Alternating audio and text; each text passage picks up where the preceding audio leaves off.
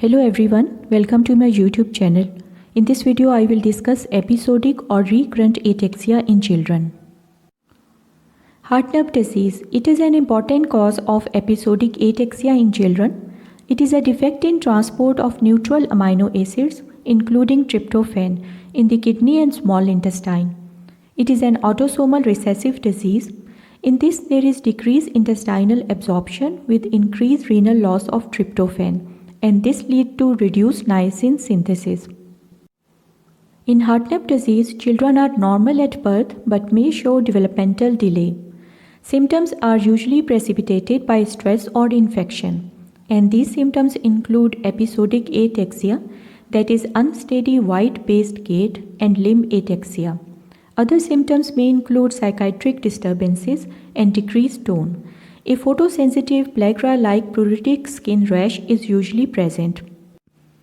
Diagnosis of heart nerve disease is based on amino aciduria involving neutral amino acids, that is alanine, serine, threonine, valine, leucine, isoleucine, phenylalanine, tyrosine, tryptophan, and histidine. Treatment is with nicotinic acid or nicotinamide, 50 to 300 mg per day, and a high protein diet. Second important cause of episodic ataxia is intermittent maple syrup urine disease. In this, there is deficiency of branched-chain alpha-ketoacid dehydrogenase. It is an autosomal recessive disease. Symptoms include episodic ataxia, vomiting, irritability, lethargy, coma, and maple syrup odor in urine and sweat. Symptoms are usually provoked by infection or a high-protein meal. In intermittent maple syrup urine disease, during an acute attack, urine contains high level of leucine, isoleucine, valine, and their keto acids. And this is usually detected by adding a few drops of 2,4-dinitrophenylhydrazine in the urine. A yellow precipitate indicates a positive result. Neuroimaging during acute stage shows cerebral edema, particularly in cerebellum, dorsal brainstem, cerebral peduncle, and internal capsule. Diagnosis is confirmed by demonstrating enzyme deficiency in leukocyte and fibroblast. Treatment of acute stage include maintaining hydration and rapid removal of branched-chain amino acid and their metabolites. Peritoneal dialysis or hemodialysis is used in case of very sick patient. Mannitol, diuretics such as furosemide or hypertonic saline are used to treat cerebral edema. Sufficient calories and nutrients should be given intravenously or orally to reverse the catabolic state. Now, prophylactic treatment requires a protein-restricted diet. Trial of thiamine during attacks should be given. If the patient responds to it, then maintenance thiamine can be started. Third important cause of episodic ataxia in children is episodic ataxia type 1. It is due to mutation in potassium channel gene KCNA1 on chromosome 12. It has autosomal dominant inheritance and onset of symptom is in early childhood. There is episodic ataxia, myokymia. It is a continuous motor unit activity around the eyes, lips, or fingers. Brief attacks of ataxia and dysarthria last seconds to minutes and can occur several per day. In episodic ataxia type 1, attacks are precipitated by exercise or startle. Family history is usually positive as it is an autosomal dominant disease. Electromyography confirms the presence of myokymia. Treatment is with acetazolamide. Anticonvulsants such as phenytoin is also useful. Fourth cause is episodic ataxia type 2. It is due to mutation in gene encoding calcium channel on chromosome 19. It is an autosomal dominant disease. There is mild to severe intermittent cerebellar dysfunction including ataxia. Oculomotor abnormalities may or may not be present and include interictal nystagmus, diplopia, and migraine. Symptoms may last minutes to days. Attacks are usually provoked by stress and exercise but not startle as in the case of episodic ataxia type 1. Now this episodic ataxia type 2 may respond to acetazolamide. Fifth cause of episodic ataxia in children is basilar migraine. It is also known as migraine with brainstem aura.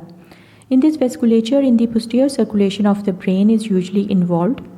There is gait ataxia in 50% of the patient.